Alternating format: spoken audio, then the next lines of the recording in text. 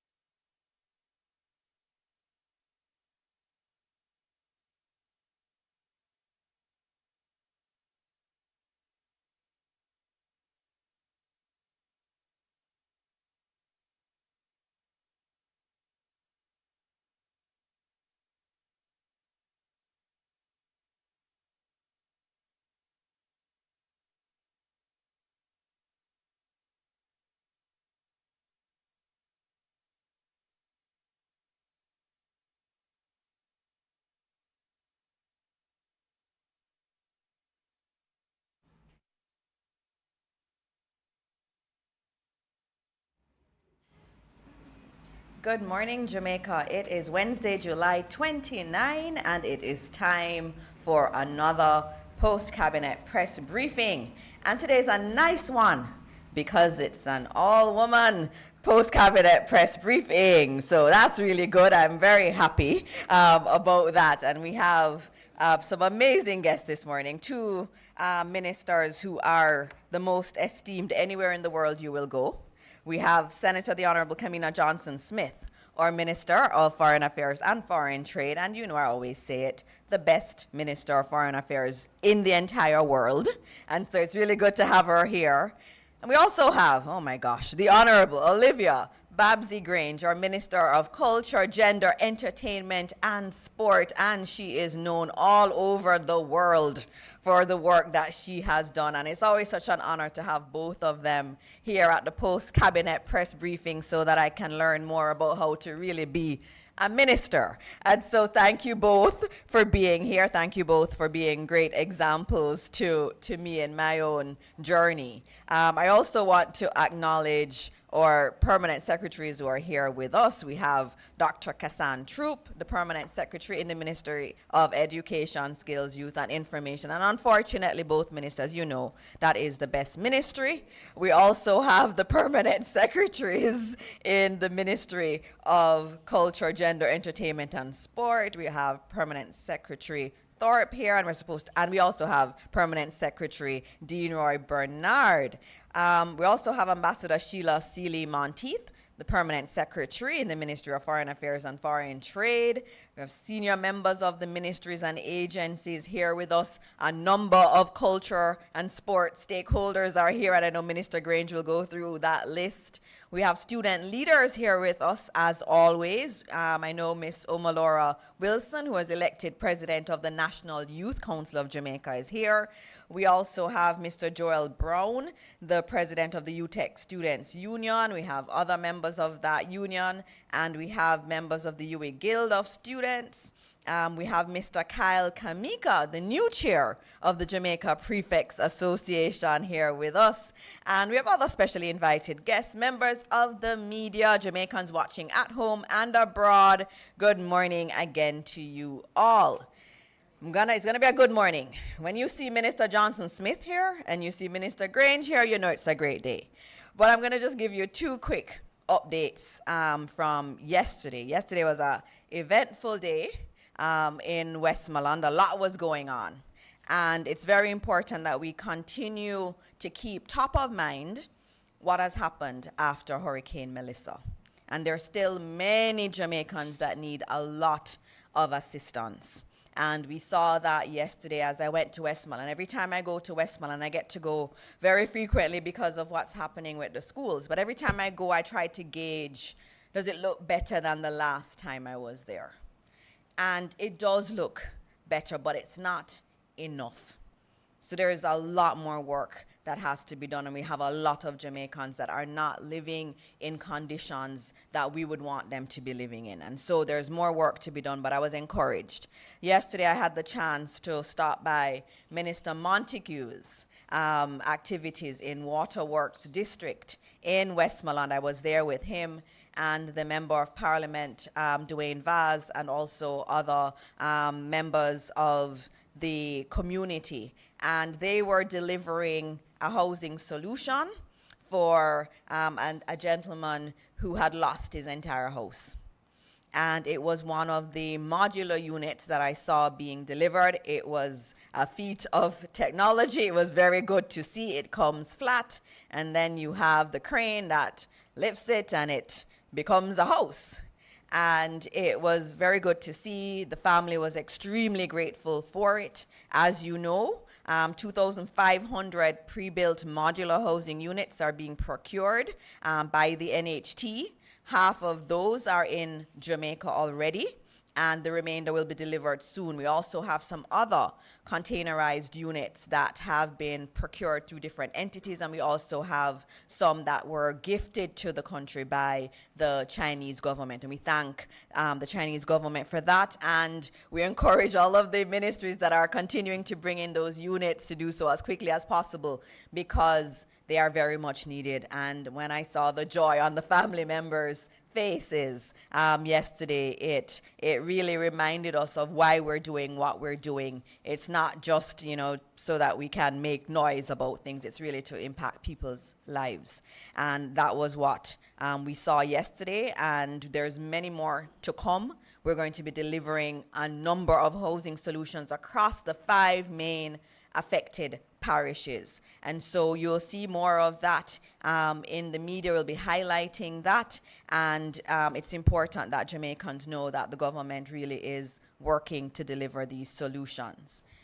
Yesterday I also had the opportunity to visit several schools in Westmoreland, where we are doing repairs. Specifically, I went to Unity Primary School, Petersfield Primary and Infant, and Cokesview Primary and Infant. I saw some encouraging work being done, but there is still more work that needs to be done. At those schools, it's significant sums that's being spent. And I don't think we talk about it enough. And so this morning, for example, Unity Primary School, the budget for that school, one school in Westmoreland, is $990 million. $990 million. And that's almost $1 billion for one school. So that school is completely being rebuilt, and they're adding new classrooms. Everything will not be ready for September, but we're putting in place as much as possible. I want to commend the PS and the team for putting through these procurements as quickly as possible, doing them very transparently, and work is happening. I also, when on my tour, I went to Petersfield Primary, had been there in May, and the school was in really bad shape. And I was able to see significant progress from May. In another 2 weeks, they will have the roof up. Most of the existing structure that could be repaired will be ready. But the new classrooms, they had an entire classroom block that went. And the reason that classroom block went was what one of my building officers calls self-help. So schools, you know, have a lot of need, and you have a lot of demand for their programs. And they then decide, I need some new classrooms, let me build something. It's not built to standard, and so they are lost in a hurricane. But we need the classrooms, and so we have to build them, but that's a big piece of construction. And so that's the case at Petersfield Primary School. Their bill is $302 million for repairs. I also went to see Cokesview Primary and Infant. That one isn't moving as quickly as the others. And there's a lot more work to be done, and that's one of the reasons I went out. Cokesview was one that was not on my list to visit, but I visited it because you want to see what's happening even in places you weren't meant to go to, and where, you know, they can't prepare for you to be there. And at that one, it was clear that intervention is needed to move it along quicker with the contractor, and so we'll intervene there. That one is another one. You see the foundation, and you see absolutely no school on top of the foundation. It's completely gone. That bill is $700 million. So a lot of money is being spent to rebuild our schools, some going more quickly than others. But the work is being done at significant cost, and I thank the Ministry of Finance for their support. They are giving the money for the schools. They have prioritized the schools in terms of spend. The school is an important part of our community, so when you build back the school, you're helping to build back the communities. And so this work is very important, and we will continue to monitor the work through the ministry. As I said last post-cabinet press briefing, we will be putting up the list of schools being repaired, what is being done for those schools, the value of the contracts and who the contractor is and where we are with it. We're all in this together. We have to be transparent in terms of what's happening in our schools, and we will be transparent throughout the process. And as I said, because so many of the schools need complete rebuild, they're not all going to be finished for September. Work will be continuing throughout the period. So with the principals, I was talking to them about, okay, you're going to have 8 classrooms ready for September, but your ideal number is 13. How are you going to manage until the rest of the classrooms are delivered? And most of the principals already had a contingency plan. And so our principals are very good. They're very good leaders, and they're working through it. And for them, they're happy because they know they're going to get a better school at the end of it. It may mean additional time, but they're going to get a better facility. And that's really what matters. So this money is not just money being spent to put back the school the way it was. It is going to be better than before. And so those are my 2 updates from my day in Westmoreland yesterday. And so I'm going to move now to our specially invited guests, the ones you really want to hear from. And we're going to be starting with our Minister of Foreign Affairs and Foreign Trade, Senator the Honorable Kamina Johnson-Smith, who is known around the world for all of her advocacy. She does such a fantastic job. She leads on some of the most delicate multilateral discussions, and we are honored to have her as our Minister of Foreign Affairs and Foreign Trade. Good morning, Minister. Morning, Dana. Thank you so much. I'm honored to be here. And so I greet you, my dear cabinet colleague, Minister Grange as well, permanent secretaries that are present, teams that are present. I am, not only are we having an all-women press briefing this morning, but my team is all women. So I want to recognize my permanent secretary, my chief technical director, my head of bilateral and hemispheric, and the director of consular affairs who are with me this morning. Welcome to you all. Oh no. Welcome, Mr. Simmons. Welcome, Mr. Simmons. Mr. Simmons is here, keeping us all together. I want to recognize the other members of ministries, departments, and agencies that are here today, our young people that are present. I hope you'll find this interesting, and nobody has any 10-page AI-generated question for me at the end that I cannot answer. Make it 1 page, please. And of course, those of members of Jamaica and the diaspora who are joining us online, welcome to you this morning. Members of the media, also welcome to you.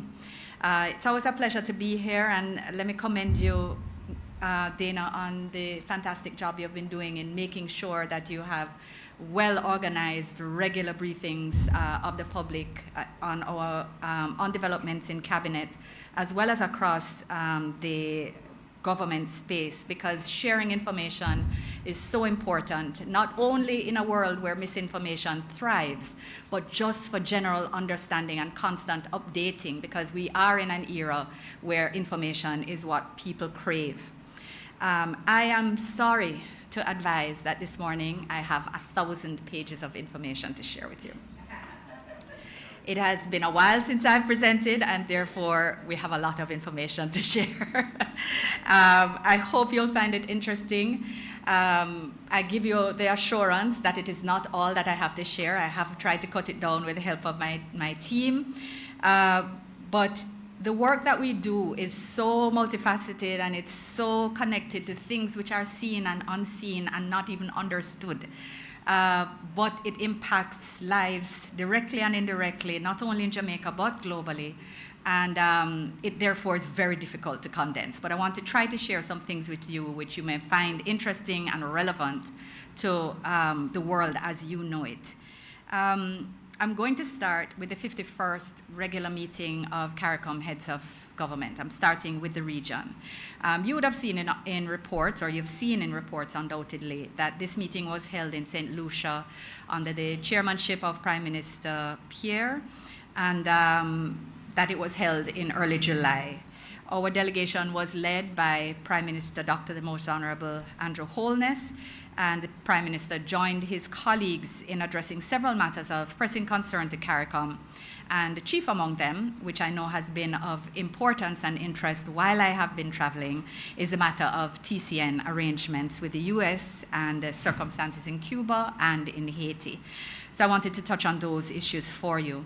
In respect of TCN arrangements, CARICOM leaders discussed draft memoranda of understanding on transit arrangements for TCNs that have been proposed to individual member states by the government of the US, and they issued a statement on the matter. Jamaica joined the region in making clear that, and I quote from the statement, that every effort would be made to ensure that TCN arrangements do not disrupt the security of countries in the region or divert resources and services from citizens of respective countries. So this was a sort of baseline understanding, recognizing that some countries had signed, some countries hadn't yet signed but were in discussions, but that all had been, in one way or another, engaged on the issue. Some had even started to receive TCNs, as you have undoubtedly seen reported in the press. The statement also further clarifies that the MOUs are intended to provide for the transit of individuals without criminal antecedents to their home countries rather than settlement in member states. So again, there are transit arrangements for persons without criminal antecedents. And it was important enough for the statement to say that it is important for citizens of our member states to understand this difference. We all have deportation arrangements whereby we receive our own nationals who have committed, who have broken the law in the countries that are returning them, and this occurs with the US, the UK, Canada, and other countries in the same way that Jamaicans deport persons who come to our country illegally or who break the law here, who are foreign nationals. We deport also, so that's different from what is being contemplated here. For local context, I want to, and within the context of my role as Minister of Foreign Affairs and Foreign Trade, I want to confirm that the government of Jamaica affirm our commitment to safe, orderly, and regular migration, and to the dignity of migrants in the circumstances where they move. I wanted to also this morning, alongside statements made by the Deputy Prime Minister and indeed Minister Morris Dixon and other members of the government, I wanted to emphasize the following facts, just very quickly. One, the arrangement is not yet finalized with the US government as the operating procedures are still not settled. They continue to be under discussion. And secondly, here comes the headings. Whatever the procedures that are agreed, 10,000 people are not coming under the MOU. 10,000 people are not coming. The arrangements proposal is for up to 25 persons per fortnight, and it is not committed that every fortnight people will come. Secondly, there are no criminals that are coming under this arrangement. Thirdly, the individuals that are coming to transit. They are not coming to stay. The International Organization for Migration, this is the United Nations agency responsible for matters related to migration, will be responsible for their temporary accommodation, their food, any health care, or any other necessities which they may have, including the arrangements to return them to their home countries or such other arrangements as they undertake with their agreement. And fourthly, the IOM will be funded by the US government to take on this role, not the government of Jamaica. Furthermore, the IOM will be responsible for their transit, and as a safeguard that we have specifically negotiated, if more than 10 people apply to stay, whether as refugees or any other humanitarian regime, the agreement itself, MOU, will be suspended. So I want to just share those facts with you in the clearest, most succinct way, separated from any other misinformation or misunderstandings which exist in the public domain, and hope that this helps to clarify this issue as it was one of great public interest. In a connected matter, again on the matter of Jamaican nationals, it has also been reported that 3 Jamaican nationals had been transferred from the United States to the Kingdom of Eswatini under a TCN arrangement between that country and the US. And on the 16th of July, Ministry of Foreign Affairs and Foreign Trade had issued a statement advising that contact had been made with 2 of the 3 persons, and that both had advised that they did not wish to return to Jamaica at this time.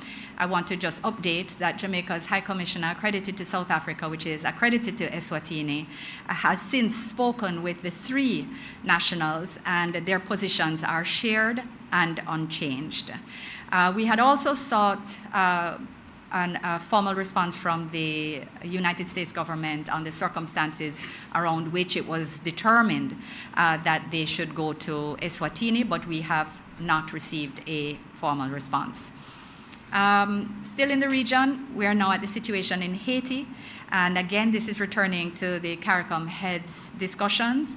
Heads had also issued a statement in which they reiterated CARICOM's unwavering support for Haiti as it continues to restore national security and advance preparations for democratic elections.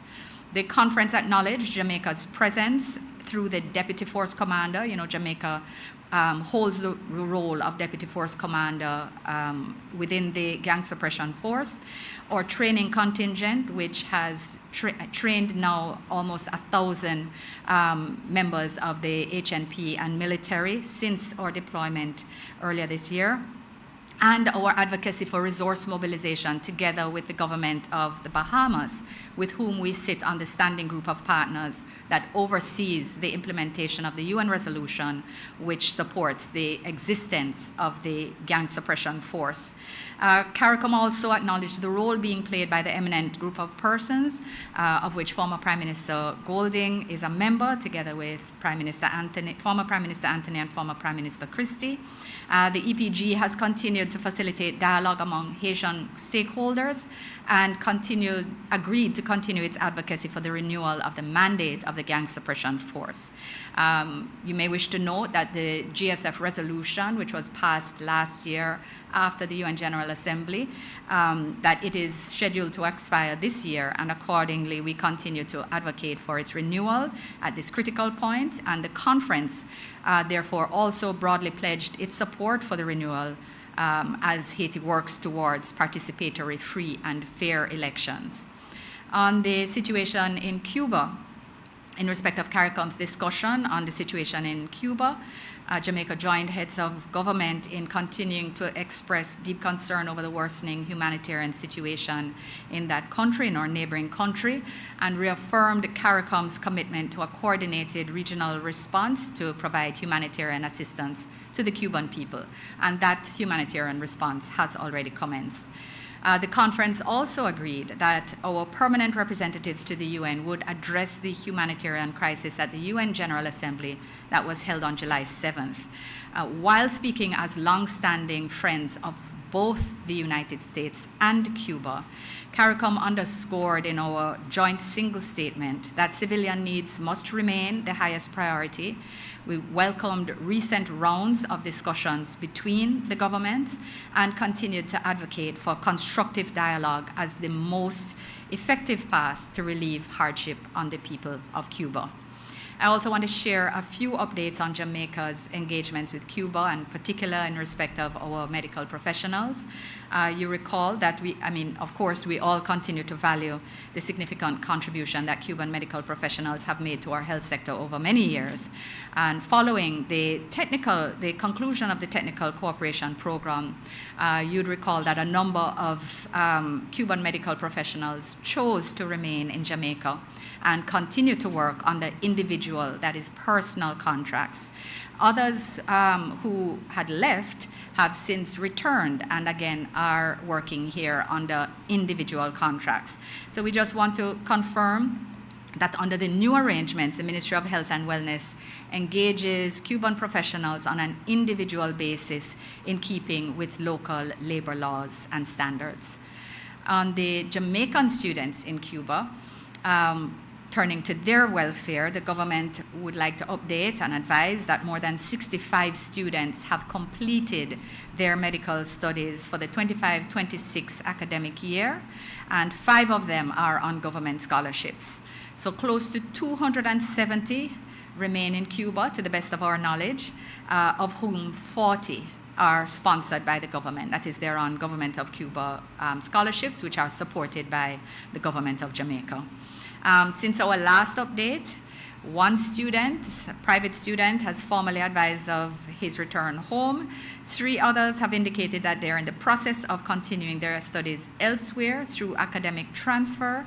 And we have to caveat these numbers because we understand anecdotally that others have returned, but they have not formally notified us. And this is understandable. They are there privately and on their own steam, but just to say that we have the information we have as best as possible, we share that with you, and we also have a line of communication that allows for them to not only indicate their return, but to request assistance with it if they so need.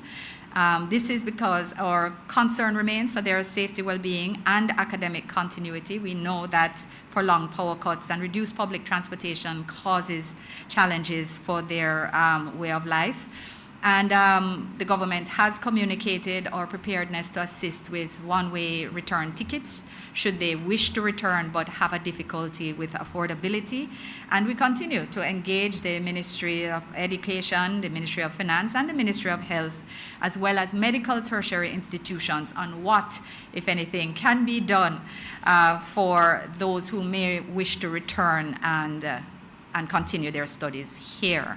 And this is, again, continues to be difficult in circumstances where the transcripts continue to be a difficult matter to obtain, especially given that the institutions are private and accordingly, perhaps, they are beyond our direct engagement, let us put it that way. Still in the region, but now on to the Prime Minister's engagement in Suriname and Guyana. Allow me to just briefly share with you that Prime Minister Holness also led Jamaica's participation in the 6th Suriname Energy, Oil and Gas Summit. As we're all concerned with energy and cost of energy, it is important that we make sure that regional arrangements or regional engagement continues to be explored wherever possible. So he undertook an official visit to to Suriname, as well as to Guyana, supported by myself and the Minister of Industry, Investment and Commerce, Senator the Honorable Aubin Hill, and this was towards the end of June. On the Suriname side, as special guest of President Gerling Simons of Suriname, Prime Minister engaged in bilateral engagements focused on cooperation in energy and labor mobility and tourism. He also delivered a presidential address reflecting on the Caribbean's emerging role as a region of real energy significance and on the opportunities that this presents for shared prosperity and regional energy security. He spoke to the importance of a balanced and forward-looking strategy and approach to energy and affirmed Jamaica's own commitment to strengthening and diversifying our energy future. At the invitation of President Irfan Ali of Guyana, Prime Minister Holness paid the official visit there as well. President and Prime Minister held bilateral talks spanning a wide range of areas aimed at deeper cooperation in energy, security, finance, health, education, housing and construction, agriculture and food security, transportation, connectivity, and science and technology, as well as government efficiency. The work that is happening there is phenomenal, and the development is at a pace that Guyana has never seen before. In fact, the region has never seen before, and it is really wonderful to celebrate with them and to walk with them on areas where we can help to support and to learn from them where they have been able to leapfrog and adopt technology in a more direct way. The visit culminated in the signing of 3 memoranda of understanding between myself and my counterpart, Guyana's Minister of Foreign Affairs and International Cooperation, the Honorable Hugh Todd, spanning cooperation in agriculture, development of financial services, and defense and security cooperation between our 2 defense forces. We also amended the 1995 Agreement on Economic, Technical, and Cultural Cooperation to allow for a broader range of engagement between our 2 countries.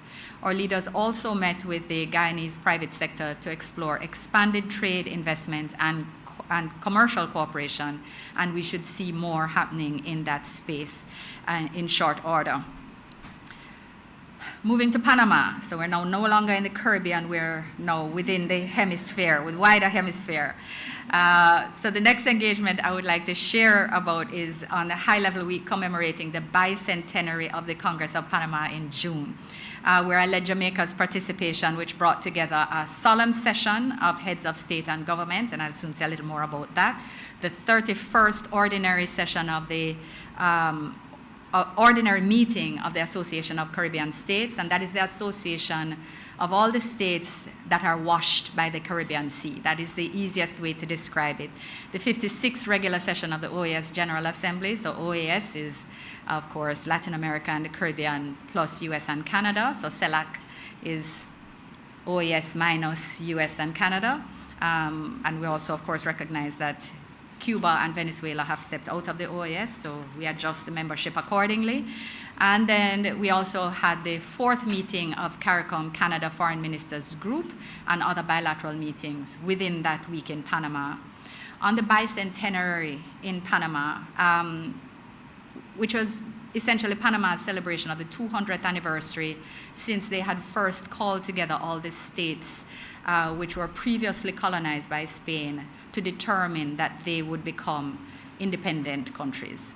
A fundamental part of this, and why it was important to them that Jamaica be there, is the role that Simón Bolívar played, and the fact that he wrote the Jamaica letter, the Carta de Jamaica, penned by Simón Bolívar right here in Kingston, suggesting that there be this bringing together of the leaders to discuss matters, to quote him, of war and peace and of cooperation. I mean, phenomenal thinking that right here from Kingston, we were playing at this outsized role from 1815, and Prime Minister sent, with the help of the Ministry of Culture, Gender, Entertainment and Sports, and indeed Dr. Brown and the Institute of Jamaica, was able to send a bound copy of this letter to President of Panama as a gift recognizing, given that he was unable to personally attend, and it was very, very warmly received, and Jamaica's presence was warmly welcome. But it was, in fact, the seat of how multilateralism continued to be, or rather how it started its manifestation and the modern inter-American system.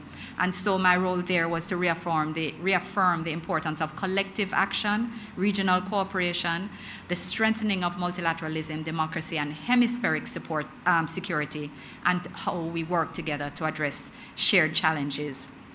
On the ACS and OAS outcomes, just very briefly, at the ACS, I called for a stronger, more agile organization, more strategically focused, welcoming the priorities of the new ACS strategic plan and commending their efforts in support of humanitarian action for Haiti.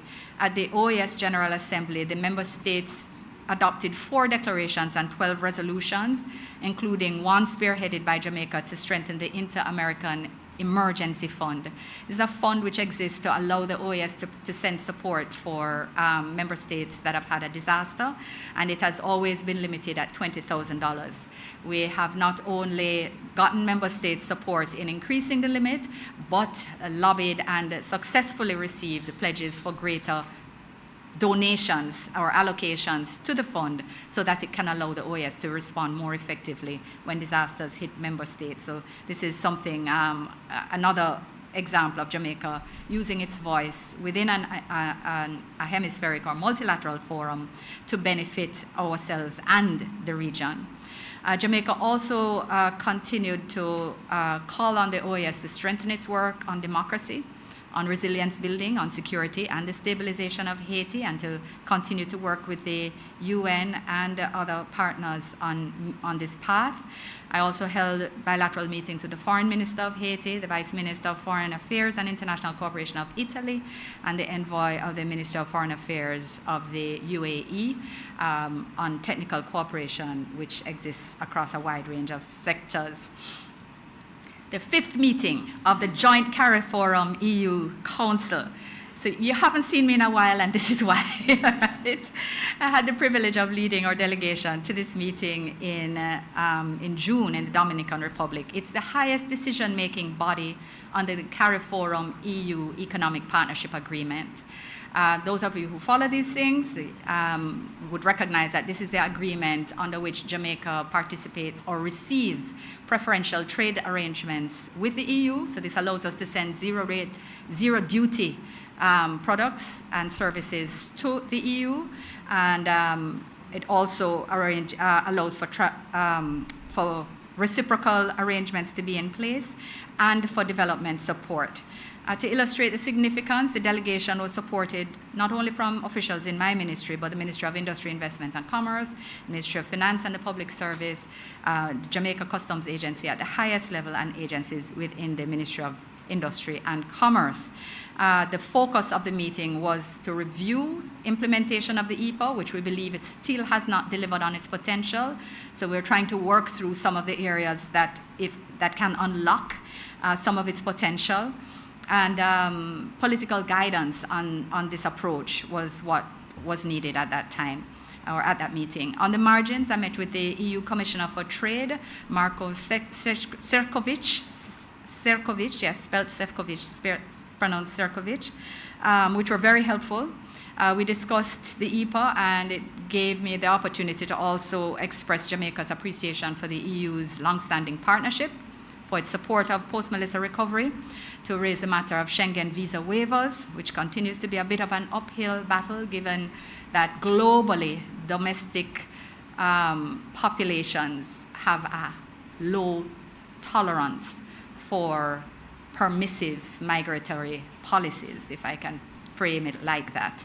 So it makes the context of these political decisions that much more difficult. But we continue to tell the news story of Jamaica in terms of our improvements macroeconomically, from a security perspective and otherwise, so that they view us with eyes that are more open than they were when visa restrictions were placed on us by different countries. On the OECD regional program for Latin America and the Caribbean, and I will have a prize for the young person who tells me what the OECD is responsible for, without chat or Claude. Without chat or Claude. Okay, we'll discuss after. You all know OECD is responsible for setting finance and development policy for the world. So when you hear us speaking about vulnerability, when you speak us talking about graduation, that the rules which say that overseas development grants cannot be accessed by countries that are graduated to a particular level. It is the OECD that determines who graduates, and it's the OECD that determines the consequences of that graduation. So we were there, and I had the opportunity to engage directly with the Secretary General of the OECD, as well as the current Vice Chair of the Development Assistance Committee of the OECD, who happens to be the Foreign Minister of Spain, as well as the Minister of the Interior of Spain, who is responsible for immigration and as well as security. So we discussed transnational crime fight and our possible cooperation in that area, as well as the matter of visa waivers.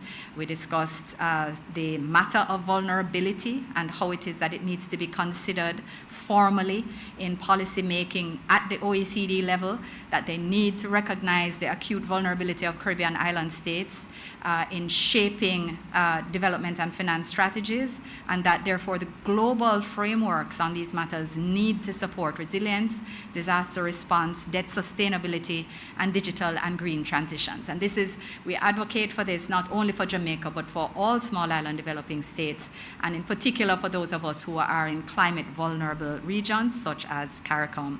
We were able to showcase Jamaica's systemic risk assessment tool, and also to call for simpler access to funding, faster disbursement for small states in areas such as digital transformation, renewable energy, and port and maritime connectivity. Also held bilateral talks with Portugal, with the Inter-American Development Bank and the OECD Development Center on areas which are all related in different ways to the matters I just raised, as well as participated in a private sector trade panel on integration and regional reliance, where I advocated strengthening links among existing trade arrangements rather than the creation of new ones, which will lose us developmental time. As we move on, we are at the ministerial meeting on the resurgence of political terrorism, where on the 16th of July, at the invitation of the United States, I participated in a ministerial meeting convened by Secretary Rubio and the State Department on the evolving phenomenon of political motivated violence and terrorism, which is not only a US issue but held in other countries. In my intervention, I noted that while ours, that is Jamaica's domestic terrorism threat, is assessed as low, transnational organized crime, illicit firearms trafficking, cyber-enabled crime, money laundering, terrorist financing, and disinformation increasingly blur the line between organized crime and ideologically motivated violence, and more particularly blur the line in terms of how they are fought. Terrorists and sophisticated criminals use the same kinds of networks and mechanisms. So as a highly connected island state, Jamaica can be affected by these threats even where we are not a primary target. So we use the opportunity to reaffirm our support for practical cooperation to identify, prevent, and disrupt terrorism while preserving the principles of sovereignty, international law, democratic governance, and mutual respect. And we also noted that countries of differing levels of development and response capacity must be considered by agencies as they determine policy and strategy on these areas. The voluntary national review of Jamaica on our sustainable development goals. I know Dana is not going to invite me back again. Jamaica continues to make notable progress in the implementation of SDGs, even with national setbacks experienced. And I was very, very honored to present our third voluntary national report, anchored by the POJ at the United Nations in New York. I note that prior to my presentation, there were local media reports of Jamaica that were headlined by Jamaica having more than 34.7% of our SDG targets having regressed. And I thought in that context, post-VNR presentation, I thought it would be appropriate to share that Jamaica is recognized as the top SDG performer in the region and one of the top SDG performers globally. More particularly, we have 65.3% achieved or have made limited progress. So this is 25% achieved and 40.3% with limited progress, respectively. Our rate of achievement is not only it's not only above the global average, but it is double the regional average. There is not this is not about boasting or laurel resting. There is still a lot of work to be done, and the entire world is off target.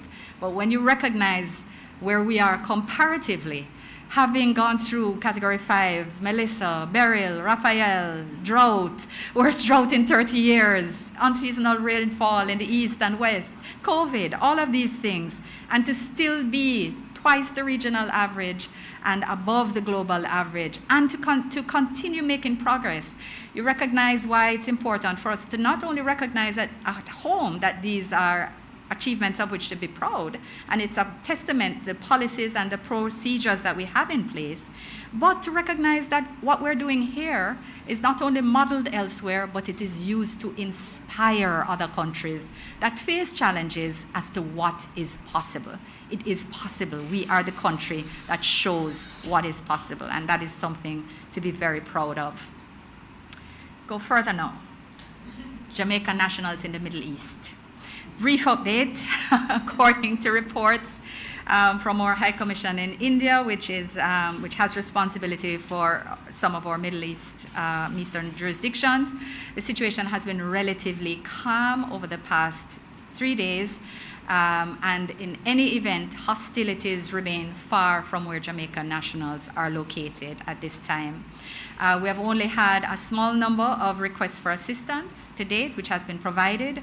Currently, we're working on the repatriation of one national in the UAE and assisting another one that is making its way through third-party countries in order to get home, and for transit visa arrangements for family members, minors, etc. Because sometimes the challenge is how do you get home when you require visas to transit different countries. So we continue to monitor the situation closely and stand ready to assist our nationals. They are aware of the path in if they need help, and they have been engaged. On regional solidarity, I just want to confirm and just affirm that Jamaica has provided $100,000 to CARICOM's humanitarian effort to the people of Cuba. Earlier, I had mentioned that we had agreed on humanitarian support. We've provided $100,000 to that, and we have contributed $150,000 to the humanitarian effort in Venezuela, following the devastating earthquake that affected that country on the 24th of June. We want to express our thanks to the government of Guyana for the rapid coordination of this effort, and our prayers, of course, remain with the people of Venezuela who have suffered great loss and damage from such a terrible disaster. We also want to express sympathies to the government and people of Guyana in the wake of their recent ferry disaster, in which the death toll has continued to rise this week. We convey sympathies to the government and people of Japan who have suffered loss and damage in yesterday's earthquake, and to the government and people of Ghana who have suffered loss of life and thousands of dislocations due to floods in Accra and other regions in their republic.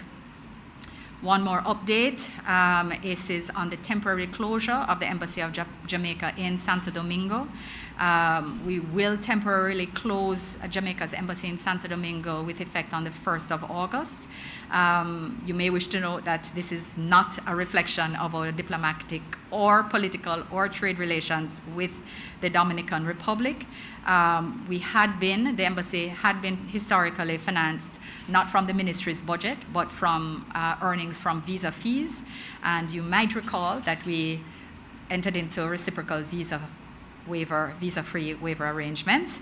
With the inability to collect visa fees, there is no longer budget that is pre-programmed to support the embassy.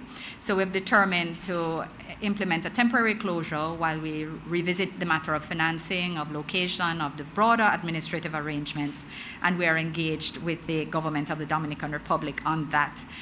This was a matter of pure administrative prudency, and we will, of course, continue to support Jamaicans' consular needs through our honorary consul in Puerto Plata, and he has agreed to continue to provide services to others residing in or traveling through DOMREP, and the ministry will update you as soon as we have anything further to say on developments in this matter. Last matter. Second to last matter. Diplomatic Corps update. I was pleased to receive a courtesy call from Her Excellency Evelyn Mwenda Karisa, the High Commissioner for the Republic of Kenya, in the context where the Republic of Kenya has determined to establish a High Commission here in Kingston. So we welcome the Republic of Kenya. This is a clear symbol of our deepening ties. This milestone marks a new era in the long-standing friendship between Jamaica and Kenya, and we anticipate further announcements in this regard as we strengthen our bilateral and people-to-people relations. I also am pleased to welcome to our Diplomatic Corps the newest addition, His Excellency Mr. Kofi Attor, the High Commissioner of the Republic of Ghana to Jamaica, who presented copies this morning and who has now presented to the Governor General and is now the new High Commissioner of Ghana to Jamaica. And I will therefore close on this very, very, very positive note that as we prepare to commemorate emancipation and independence, I am pleased to announce that the government of Jamaica will welcome special guests during this period. At the invitation of Prime Minister Holness, Jamaica will next week host His Excellency John Dramani Mahama, President of the Republic of Ghana, for a state visit scheduled from August 2nd to 5th. Jamaica and Ghana share long-standing bonds of friendship, which you would be aware have been strengthening over the past year. And this visit is an opportunity to further strengthen the partnership between our two countries. We are also pleased to welcome the Deputy Minister of International Relations and Cooperation of the Republic of South Africa for an official visit from the 4th to the 7th as we continue to build on the strong and enduring ties between our two nations. These visits come at a fitting time as we celebrate emancipation, and a formal release will be issued. So as we mark Jamaica 64, under Minister Grange, the theme United in Celebrating Resilience, I look forward to joining you in celebrating our heritage and the enduring spirit of our people. And I think that sounds like a great note for Minister Grange to enter stage left. Thank you for your attention. Thank you, Minister. That was a very comprehensive update. When you do not see her, she is working. And she's representing Jamaica so well. You heard it here. She's an excellent representative of our country, and she ended on a very good note. And I just want to note, we do these press conferences so that our ministers can talk about what they're doing. And the Ministry of Foreign Affairs is central to a lot of the work that we do. Yesterday, as I went to schools, there were some temporary classrooms that were at several of the schools. Those were from donations overseas, many times supported by the Ministry of Foreign Affairs. So they do work that's actually tangible in terms of our development, and it's good to have Minister here reporting on all of those. Now, to the lady of the moment, at this period in Jamaica's life, you know, every late July, August, it's about Minister Grange. She is just so exemplary in terms of building our culture, helping us to celebrate who we are as Jamaicans, and globally, she has been really at the front of how a country can impart culture and have culture be central to its development. And so this morning it's an honor, before we get into the emancipation and independence period, to have our Minister of Culture, Gender, Entertainment and Sport, the Honorable Olivia Babsy Grange. Thank you, Minister. I don't know if I'm going to give chapter and verse this morning. But I first want to acknowledge my colleague ministers, Honorable Dana Morris Dixon and Honorable Kamina Johnson Smith, and of course our permanent secretaries who are here, Mr. Dino Bernard. I am the only minister with 2 permanent secretaries. I don't know if it means I'm hard to handle, so they need 2 persons, but 2 men in my life in the ministry. And of course, Dr. Catherine Troop, Ambassador Sheila Seeley Monteith. I also want to quickly acknowledge Mr. David Shirley, the new chairman of Independence Park Limited. Welcome to your first postcab. We have here Mr. Alan Beckford, General Manager for the Sports Development Foundation. And I'm really happy to indicate this morning that Mr. O'Neill Cruikshank of the Jamaica Cricket Association has been assigned to the Ministry of Culture, Gender, Entertainment and Sport to coordinate on our behalf the CPL, the return of the CPL to Jamaica. I also wish to acknowledge our Principal Director for Culture, Ms. Joanne Archibald, Mr. Lenford Salmon, who is the man of the moment with the celebrations, Mr. Leslie Harrow, who is head of the JNHT, and Mrs. Barbara Gooden, our Senior Director for Project Management, and she's a new addition to the ministry because we have so many projects, major projects, and so we had to put in project department.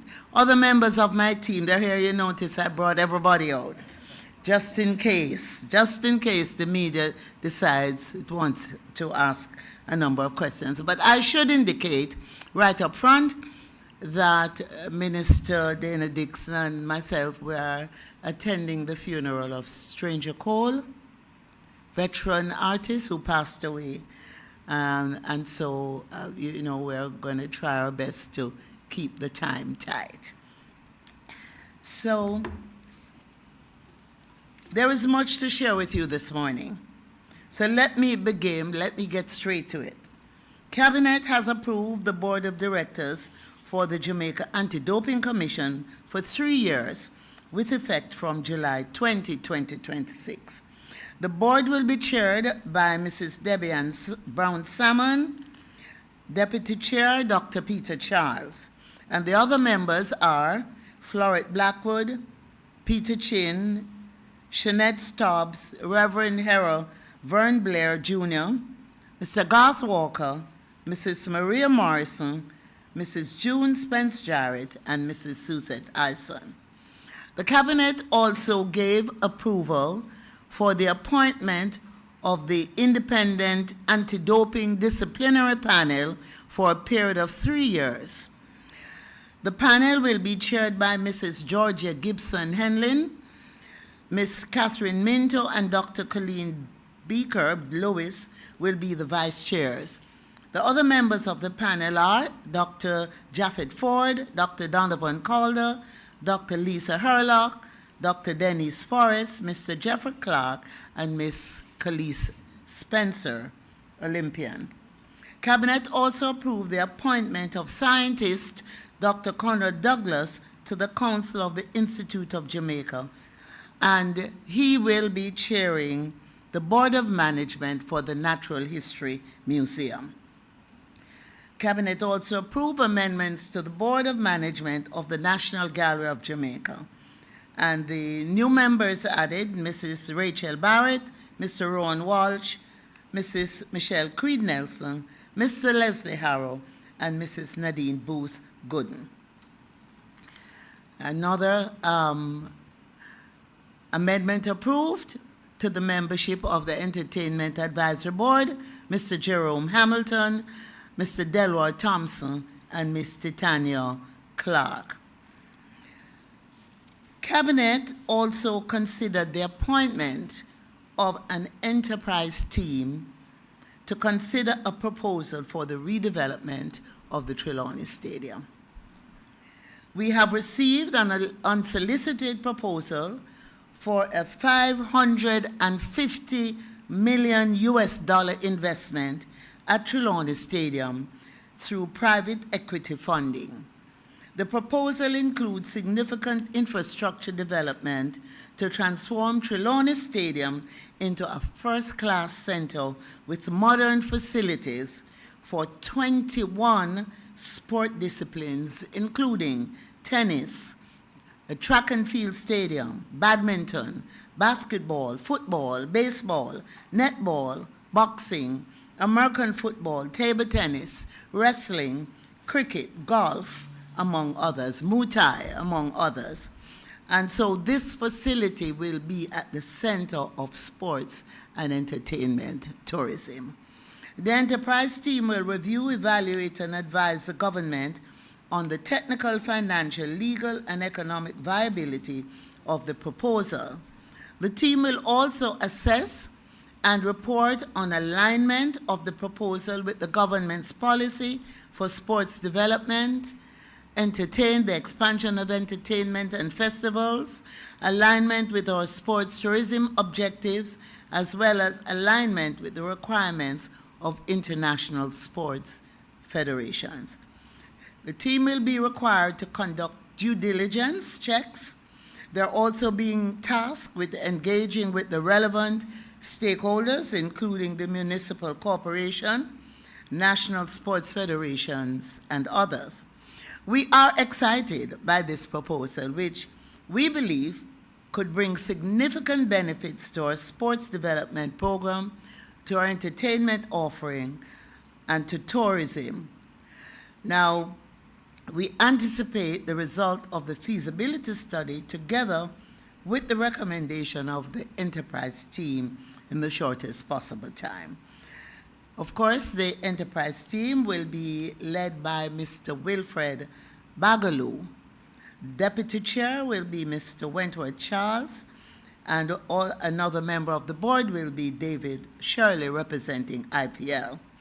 The other members will be, their names will be announced as soon as I have advised them of cabinet approval.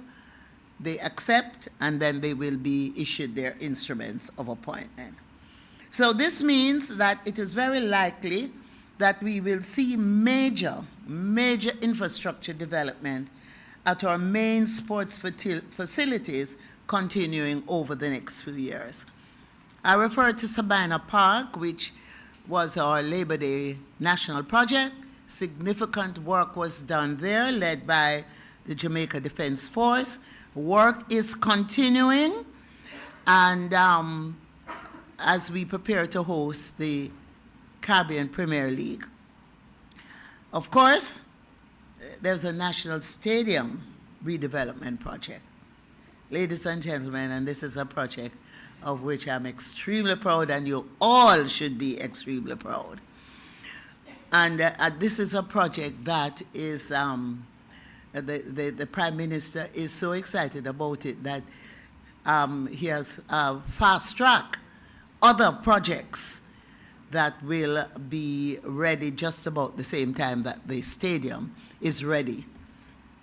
We are currently in the design stage, which is expected to end with the technical designs by July 2027. Essential work is currently underway, including site geotechnical and topographical surveys, structural, civil, and ground support survey, and the structural testing of the existing grandstand concrete roofing, which we intend to maintain. Only the grandstand concrete roofing will remain standing. Everything else is slated to be taken down and rebuilt. Of course, rebuilt better and stronger for the next level of sports performance and growth in the entertainment sector. The work currently underway will inform the project scope, construction requirements, and costs. However, at this time, there's an estimated, the stadium is estimated to cost $331 million US. To date, we have spent 666 million Jamaican dollars in doing all the preparatory work. The National Stadium Redevelopment Project is to be funded under a framework for cooperation between the Government of Jamaica and the UK government. The framework for cooperation allows access to loan financing for up to 85% of the stadium redevelopment cost, with the Government of Jamaica funding the balance. The new National Stadium will move to a 37,500 seated capacity, a 50,000 concert capacity, a 9-lane track, full roof coverage, FIFA, World Athletics, and Green Guide compliance, along with required amenities. Of course, we're going to have boxes that will be leased to persons who, you know, the most expensive seats are usually the first thing that goes when we have events here. So I know those boxes. In fact, if I follow the new chairman of IPL, we'll put additional boxes. And, you know, because he knows that those will go just like that. So the Stadium East is also being redeveloped to a 4,000-seat capacity venue from 2005. We will also construct 2 new facilities, a multi-purpose sports hall for training and competition, with access to gym and other amenities. And we are also constructing a throws area, which will facilitate training in the shot put, discus, hammer, and javelin. And to top it all, we will be constructing 2 tiered parking facilities to assist with the parking in the area. So the redevelopment of the National Stadium is slated to be completed in time for the FIFA Women's World Cup 2031, which we intend to co-host with the United States, Costa Rica, and Mexico. As Jamaicans, we think big, right? The sky's the limit. And so we have put in a bid to co-host the Women's FIFA World Cup. We hope and we intend to complete the stadium by 2029. So we will have a year lead time to just test and make sure everything is great. So we will be ready for the Women's World Cup in 2031. So I announced today that at its last meeting, the Cabinet approved in principle Jamaica's co-hosting of the FIFA Women's World Cup 2031 in our redeveloped new national stadium. Yes, you can clap.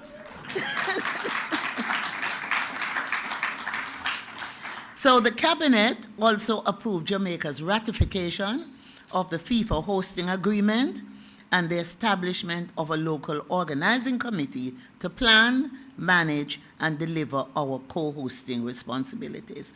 So the delay that was carried in the press about the fact that we had not yet signed the agreement, we have to follow certain protocol. And so we had to take it to Cabinet and get Cabinet's approval. The funding to support this undertaking is to be provided over the next 3 budget cycles. What this all means is that we can now go ahead and sign the co-hosting agreement, having put the necessary measures in place to ensure that Jamaica will deliver. This, ladies and gentlemen, is a major undertaking from which we expect returns, not only in performance, but also growth and prosperity. I must explain to you that as co-hosts, we do not have to put any money up front to FIFA. We do not have to pay FIFA. What we have to do is make sure we are good hosts and we have things in place in Jamaica to showcase Jamaica to the world. And we also will benefit from the number of visitors who will come to Jamaica, and we will also get a percentage of the take, which is really great. Yes, for the first time we're going to collect, right? So very exciting times are ahead as we move to the next level. Speaking of exciting times, just before I get into our festival, I just want to announce here that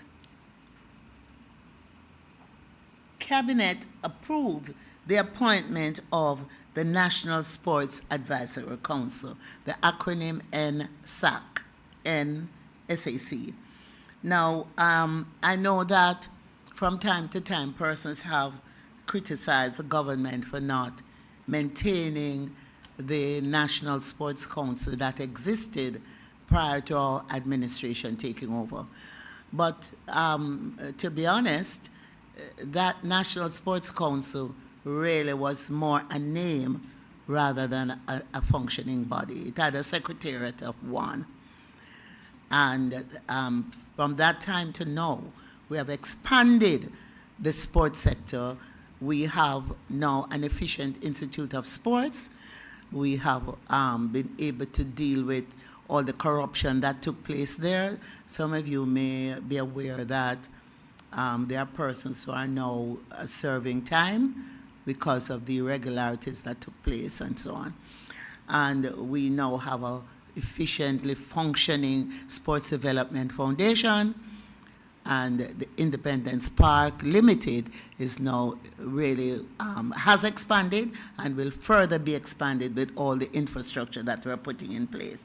So we have decided at this time that we will now establish a body, and it will be an advisory body to government to treat with sports, which is a big earner.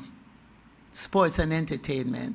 There were times when sports, entertainment, things that make up my ministry would be attached to other ministries and were not treated as if they were important.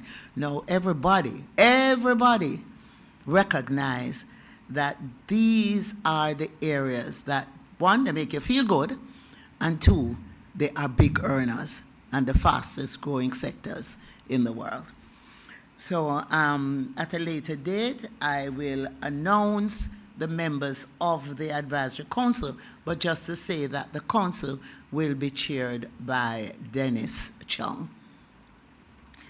So I move on now, speaking of exciting times. We're at that time of the year when we honor the ancestors, reflect on our country's achievements, and bask in our good fortune to be Jamaicans. Festival time is when we celebrate all things Jamaican. The Jamaica 64 celebrations have been going well. We have selected the Jamaica Festival song, a beautiful song called I Love Jamaica, by the talented D. Burns. It's a patriotic song that celebrates our island home. There were other songs that were quite some humorous. Yes, I won't mention those songs, but I know that persons thoroughly enjoyed the presentations. We normally have 10 top songs. Unfortunately, we had to disqualify one of the 10 songs because in doing our due diligence, we found out that that song was previously released. And all the songs that enter the competition must be original songs. Next year, we have a milestone year, Jamaica 65. And it will be the last year that our celebrations will be held at the National Stadium.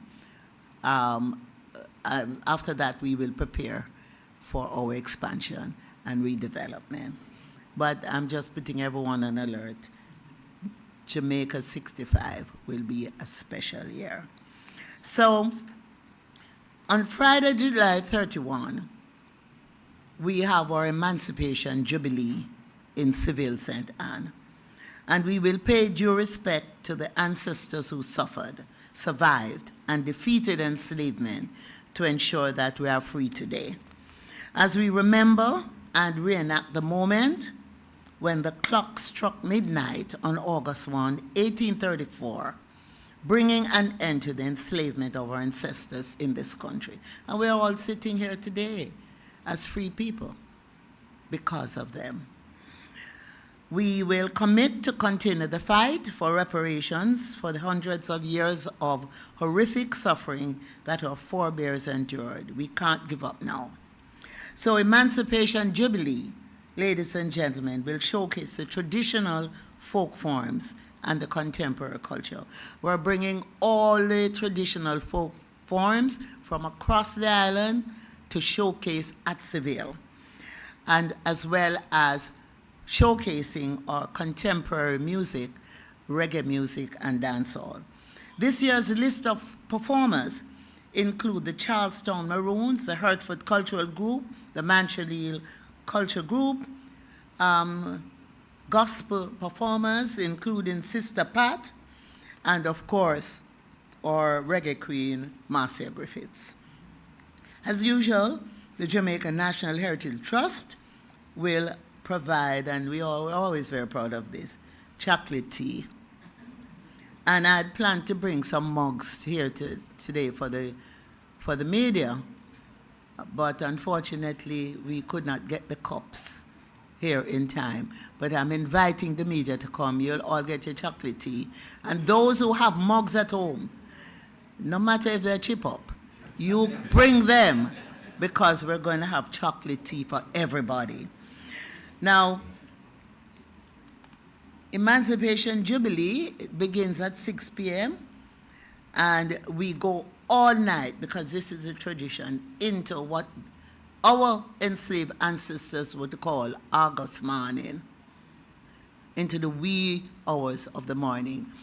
We reenact, we do the proclamation, we reenact the proclamation, and we also do wreath laying at the tomb of enslaved Africans who were buried at the back of the Great House, that we exhumed and we reinterred them in front of the Great House. The Seville Heritage Park is really sacred ground. It is where the four cultures meet: Tainos, the Spanish, the British, and the African.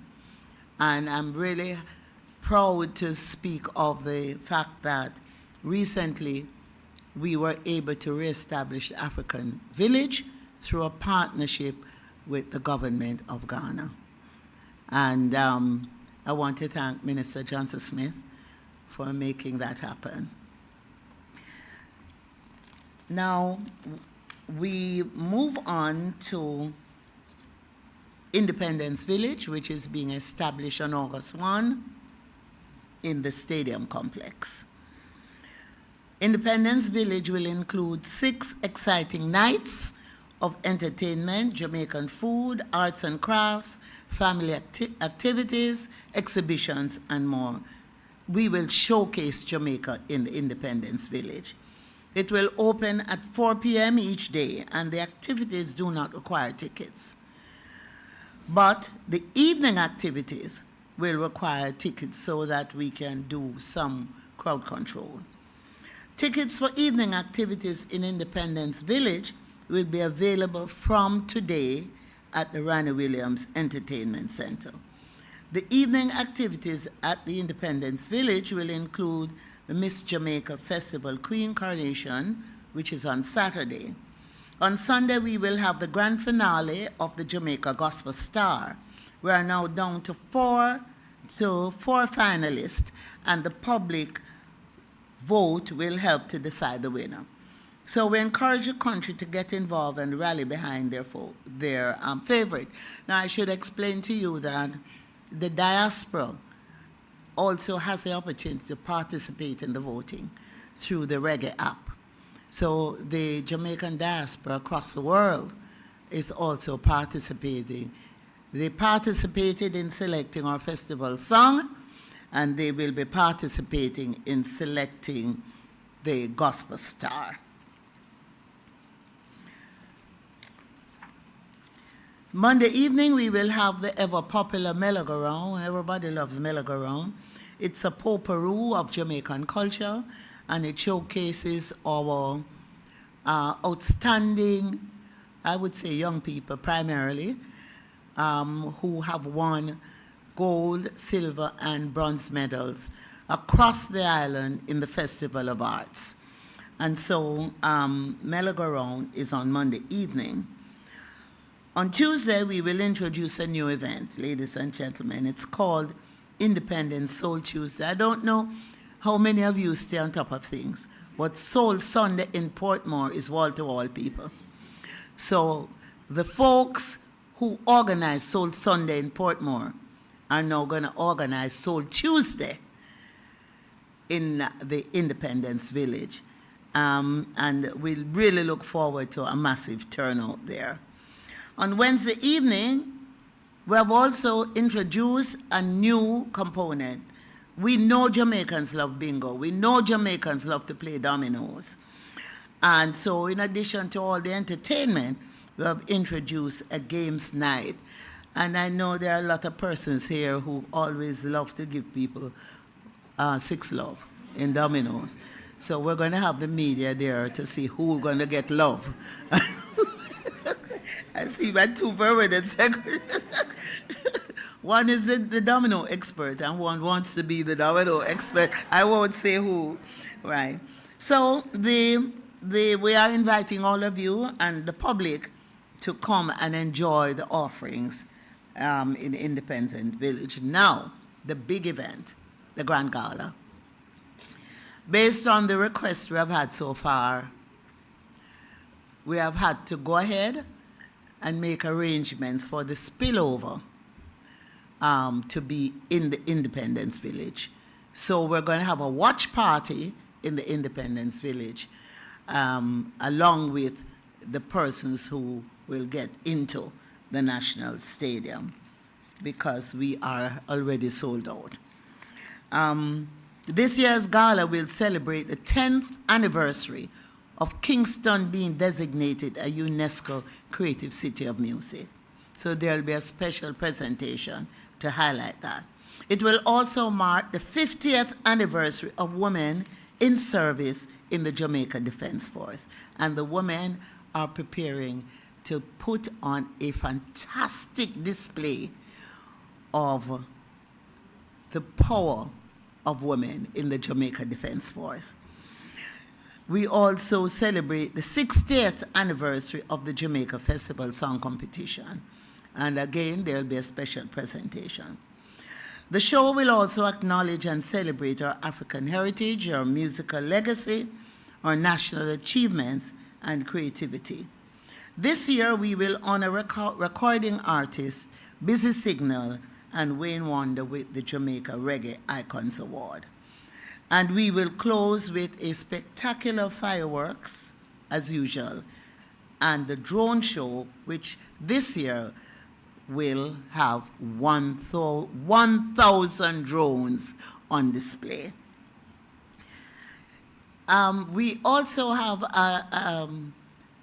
just in the last 48 hours, I think we finalized an arrangement, a display from the Jamaica Constabulary Force on it. Lenny, it's a motorcycle display.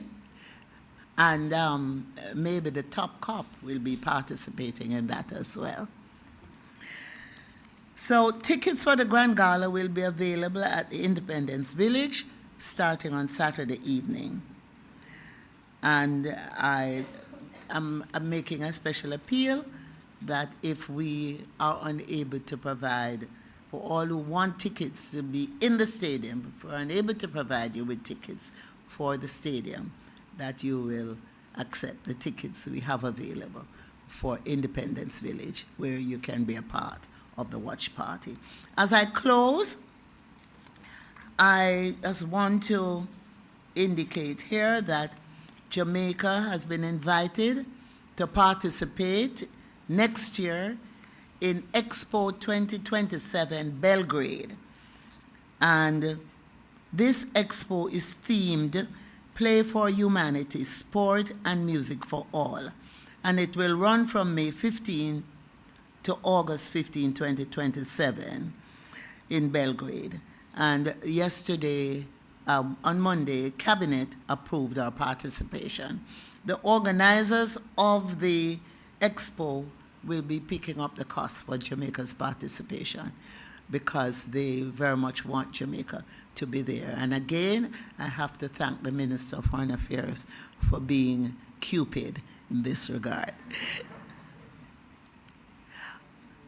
Usain Bolt, yes. And Usain Bolt will be their special guest at this expo. So we're happy that we're able to do all these things and make Jamaica look good, and that I have the full support of the Prime Minister and my cabinet colleagues. Thank you so much. Bless you all. Thank you. You see what you get when you have all the women together? They're all working so hard. Minister Grange, that was wonderful to hear all those updates, to get the updates from Minister Johnson-Smith and then from Minister Grange. FIFA Women's World Cup 2031. I mean, it's really big things. The National Stadium and that vision.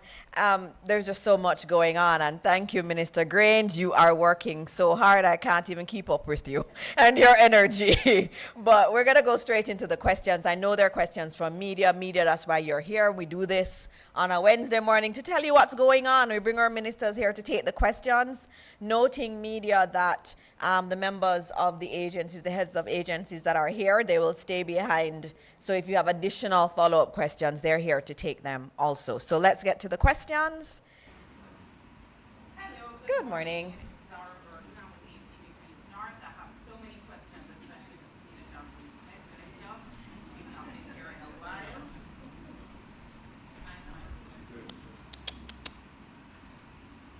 All right, she said the questions are for Minister Johnson-Smith. You want to say it? I can hear it. I can repeat it. Okay, a new mic is coming. Hello, hello, yes. Okay, Zara Burton, 18 Degrees North. Many questions for Camilla Johnson-Smith. Yeah, can you just read out the questions and then we'll try to take them together? And also for you, Minister. Okay, sure. The set of questions also impact Minister Grange. So this first question has been regarding a text message that I received from just a friend of mine who used to be a journalist over in the Philippines. And he made a mention that, paraphrasing, is it that the government is misusing funds that were raised for Melissa, given that I'm hearing that a private entity was the one that owned the supportjamaica.gov site. Now, that has been in the news recently, just regarding Amber, and also regarding the information that went out to the diaspora, whether or not, why weren't the diaspora and other people who donated on that site locally told that this was a site not owned by the government of Jamaica? So that's one. Two, Minister Grange, in 2020 with the COVID-19 telethon, again, you raised funds, made a lot of assurances to the public about the funds not reaching into the consolidated fund, that it would go through charities, and it ended up that they ended up at the NHF, those funds, and you've never really fully accounted for those funds and how they were used, given the lack of trust that people have, especially in the diaspora, for donating funds to Jamaica. What is the plan to restore confidence, and will you give a full accounting of what happened with those COVID-19 telethon funds? Also for Minister Johnson-Smith, I said I had many. There is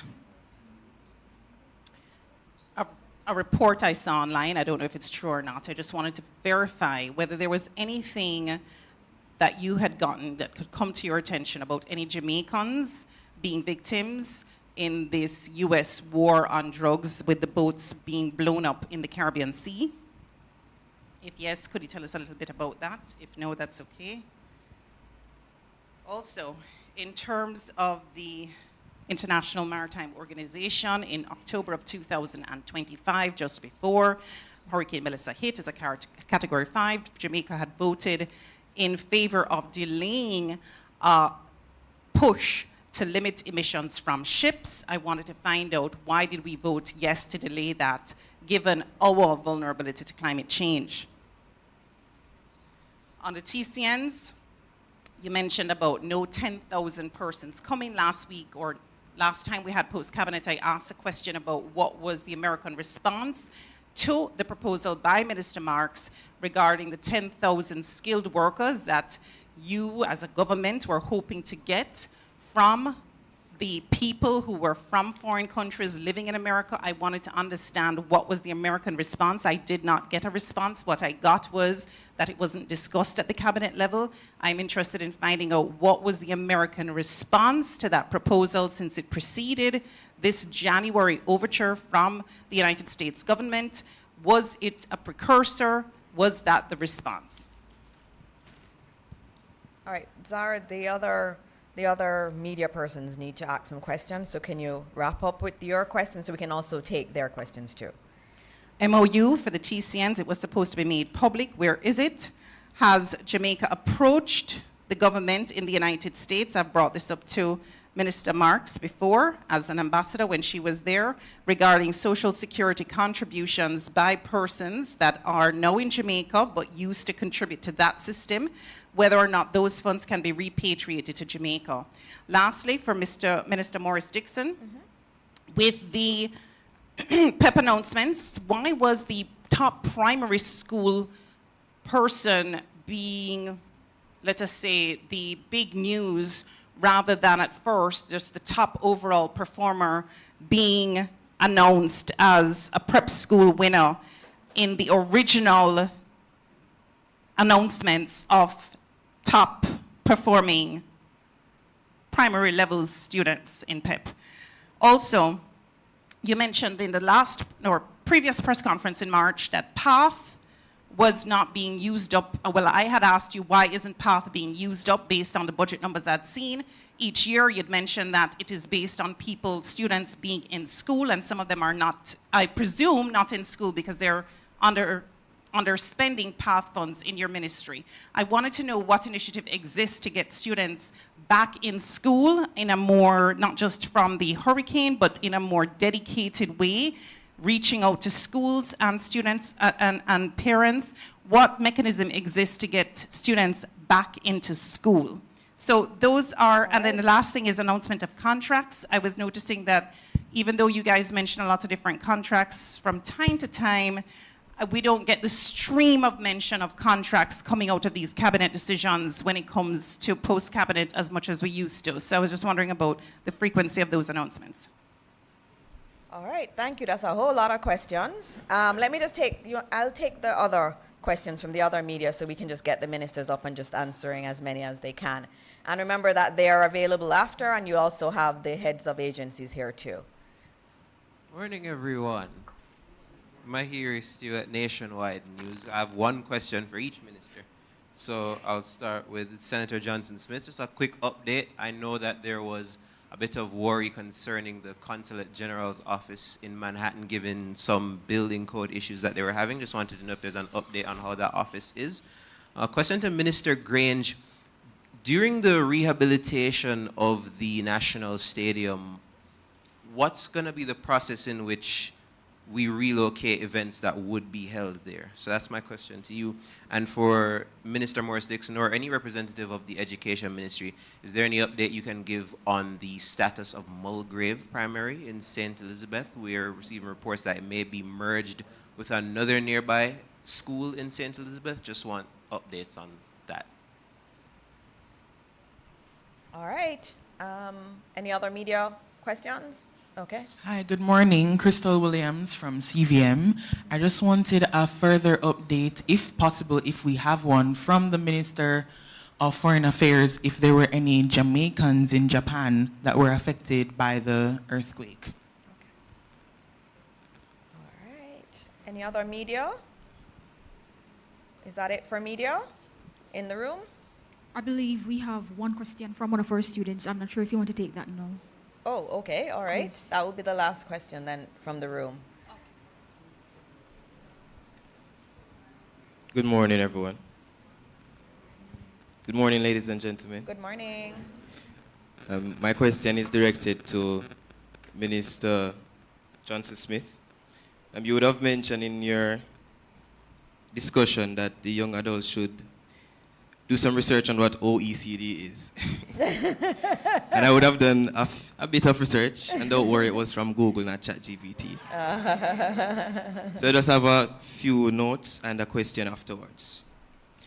What I would have noted from OECD, which stands for Organization for Economic Cooperation and Development, is that it consistently highlights international education as an important driver for economic growth, innovation, and global competitiveness.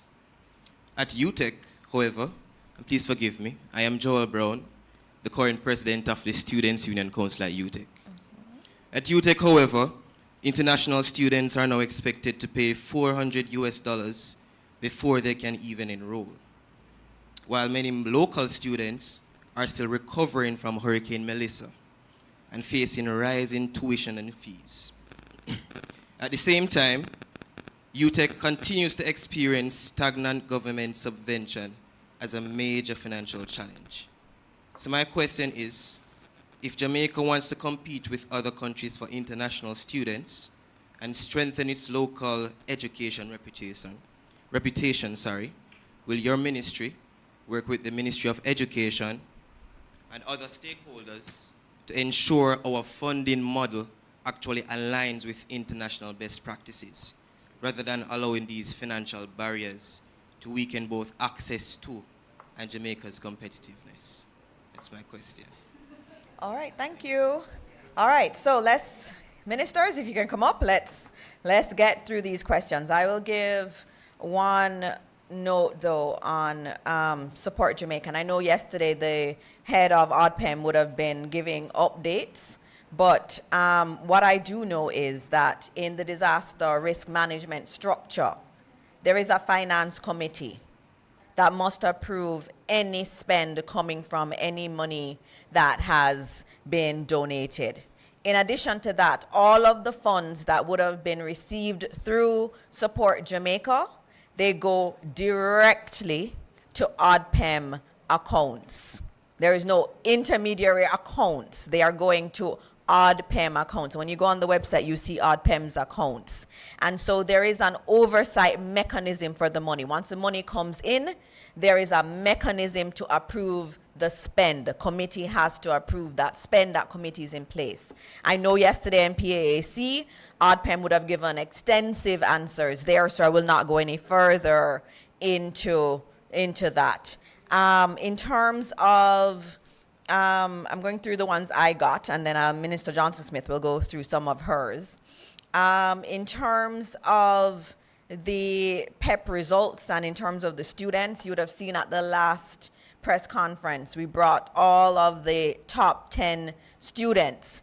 There was a note that had been given to me while I was speaking at the release of the PEP results, and it had an incorrect information on it, and we corrected it right away to say that that top student was a top primary student. But we have, including in the newspaper, highlighted all of the top students. We also brought all of the top students here. We did interviews with all the top students. One of the things to also note is that I asked to visit the top school and the top, in terms of prep school, and the top primary school. The top prep school could not accommodate my visit.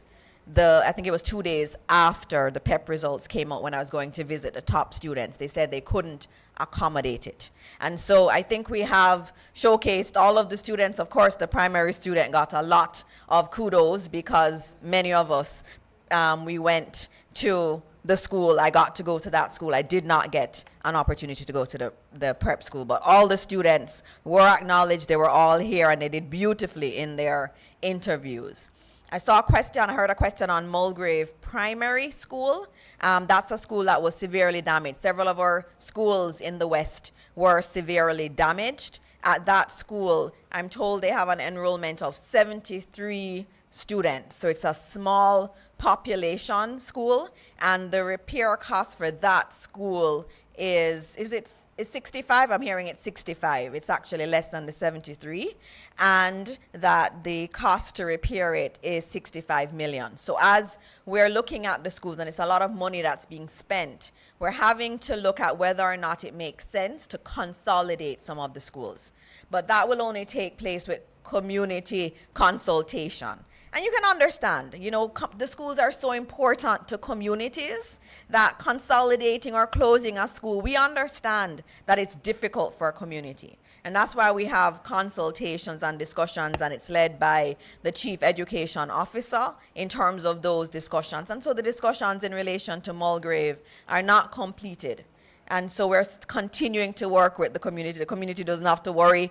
We're having conversations with them, and this is something we're doing with several communities that have small school populations. I'm looking back through the list. There was one on truancy and students not coming to school. There are many interventions we're doing. We have police even going out with us into the communities to remind parents that it is important for their children to come to school. Yesterday, as I was in Westmoreland, one of the things I think will affect our CXC results is our older students, especially our young men in the disaster areas, not returning to school.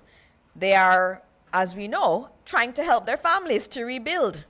And so that's been prioritized. And I had to say to the community members that I saw yesterday that it's important that we send our children to school. Our teenagers need to be in school, and a lot of them did not return. We've been able to get many back because of our interventions going into the communities and actually speaking to the community members and getting neighbors to convince their next door neighbor to send the children to school.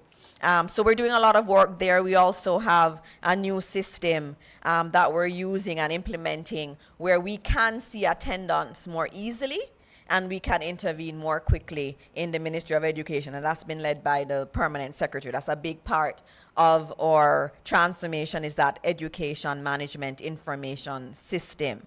I'm going to now hand over to my other ministers. Minister Johnson Smith, you can get through the ones you can. And just remember, the ministers are here after. I know many of you do little interviews after. They're here for those also. Oh, and there was a question that came in over. Yes, okay. I will read another set of questions that we got online. I will just give them to you, Minister Johnson Smith. There's a question about 2 Jamaicans. These are from Jamelia, who's usually here. Can the ministry speak to the status of 2 Jamaicans who were deported to St. Kitts Nevis? Also, there was one about Eswatini, which I think you answered before. If they're asking if there are any similarities in the situations, and they're asking also if the U.S. government doesn't notify us if a Jamaican citizen goes elsewhere, like Eswatini. Okay, so I'm going to do my best, and you can let me know. Afterwards, Right? yeah, we'll do that Okay. after. Yeah. I think the first one that I was able to note was the question about any reports of Jamaican victims in the bombing, I think you called it, of go-fast boats with alleged drug traffickers in international waters close to the Caribbean. And I think I can safely say that we have no reports of any Jamaicans being involved in those incidents. I think I got a question about a vote. I believe your reference was to the International Maritime Organization arrangement. Well, it's what we refer to as the net zero framework. I don't know that your timeline is on point. I recall that up to last year, we had been part of the discussions regarding a delay in the vote because it was clear that there was going to be no agreement, and our view was that it was more important to preserve the discussions than to have the entire framework fall apart. And it was clear that there was no consensus and no certainty as to result. If there was a vote pre-COVID or just after COVID, then it means that the procedural circumstances would have been even less mature. So I would have to check that. Oh, pre-Melissa. Well, there you go. Okay, so it would have been the same circumstance I recall then. The vote was not going to secure the arrangement. Countries were divided across all regions. And as a builder of cohesion and a country that has been working towards ensuring that climate transitions are reasoned and sustainable, our position was that it would be better to have a delay so that discussions could continue to preserve overall substance as the circumstances currently are. I think the matter comes up again September this year. On the matter of whether, and Dana, I'm going to ask you to help me here. You were asking whether Minister Marks' proposal was a precursor or was a result of, was not following. No, I think I got the question. What was America's response was the question. So, yeah, she was asking if America had responded to Minister Marks's proposal, the 10,000 proposal. But my understanding, you can go ahead. I think the more fundamental point is that it was not an agreement. It was a misunderstanding. It was a conflation of circumstances, which we clarified. Mm-hmm. Yes, yes, yes. Yes. There was an interest in discussing it, but it's not a matter that's live before us at all and has not been for some time. No, but I want to know if Minister just Marks said proposed it, what that was the they American said- response? They said they were interested, but we have not taken it forward, and this much water has flown under the bridge since then. Okay, and is this TCN program in response to that proposal? No. Okay. No. Completely separate. Completely and 100% separate. 100%. I think it has been said before, but I'm happy to say it again, that it was not. On the matter of the New York consulate, just to say that the building code issue was not in respect of the building in which we are located. It was a building close by. And it appears that those circumstances are being addressed, and our staff and all occupants of the building had actually re-entered within days after the evacuation. May have been 2 days after. So all is safe and sound there. In respect of the CVM question regarding Jamaicans in Japan, we are aware from the report of our embassy there that there are 18 persons who have lost their lives, but there are no Jamaicans reported as having been affected by it. UTEC's Google question. You'll have to answer that. That's an essay. That's an essay response, but it also, I think, highlights some of the challenges in recognizing the distance that sometimes exists between international best practice and what happens domestically. So I think the Ministry of Education is certainly closer to funding models and mechanisms that are used within Jamaica. And certainly, I'm sure they consult and do implement best practice to the extent possible within our budgetary constraints. I know that efforts continue to be made to find the best ways to ensure that our young people are able to be their best selves and follow their dreams, and to pursue studies at the tertiary level that will allow them to so do. The OECD is like, what is beyond blue sky? What is beyond blue sky on this? So they have recognized that education is a lever for development, but their recommendation of standards for domestic implementation, I think, might be a little distant. But I think the question was an excellent one, very intellectually stimulating and very clearly well thought out. And so we are not going to criticize you for use of Google. I think that is... I think there was one more about Social Security contributions. Yeah, but I wasn't... Please. No, she was asking about, I think the question was about whether or not we are engaging with the U.S. for those who have contributed to Social Security in the U.S. for those funds to be repatriated to Jamaica. Yeah, there's no live initiative for that, no. When you consider it because of a situation I experienced with a deportee once, where he had contributed all his life over there, came back to Jamaica, and as a pauper here, he died.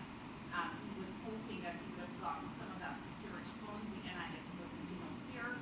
There is a genuine need for persons who are hoping to access their Social Security. It's something that we can look at more closely. I think there are often difficulties in the personal arrangements which people establish, and they may communicate them simply, and that is actually far from the case. But in principle, we would certainly not have a difficulty looking more closely at the issue of access to social support from funds, especially where they have been made while persons were earning, whether in the US or the UK. There was the question about the similarities between the TCNs, the Jamaican TCNs in St. Kitts and in Eswatini. And the thing that connects both, in answer to the person who had asked the question, the commonality between both sets is that they have all expressed a desire to not return to Jamaica. And in terms of whether the U.S. Formally notifies Jamaica where a Jamaican is sent by way of TCN, the answer is no. So that is, I think, those were the.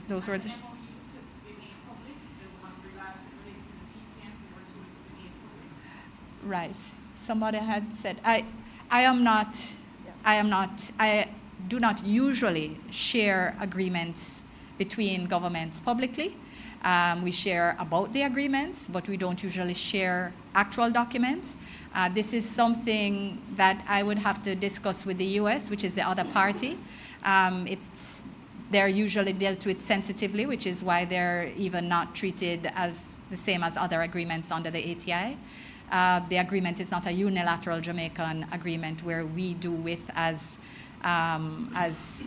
is requested. So I would have to discuss that with the United States as well as with within the government. And I think it's also important to recognize that the operational procedures are not settled, as I said earlier. They relate back to the MOU. And I think what we would not want is further sensationalization of circumstances in which we are seeking to ensure the best protective approach to Jamaica and to Jamaicans, and the most effective management of the arrangement in place. But we were sure, this was said, that they would be making it public. You guys were making it public. Right, so I have been traveling. I will get updated, but in any event, if there was an assurance given, if it was, your question has presumed many facts, which I question in your line of questioning a while ago. So I'm going to say that I will verify the language that was used, and I will also have that discussion with my colleagues. But they would be aware that as foreign minister, I do have a particular responsibility for the relationship with our partners, and that we will therefore have that discussion with them as well as with my cabinet colleagues. Yeah? All right, Minister Grange. In the interests of Jamaica and Jamaicans. Thank you.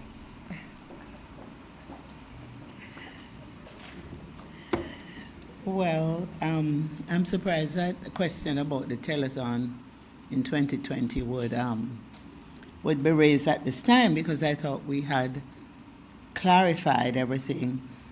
We raised $50 million through this virtual telethon titled Together We Stand. The telethon was virtual, and it was organized in a matter of days. I think most people are aware of that. We took days to organize this telethon, which normally it takes a year.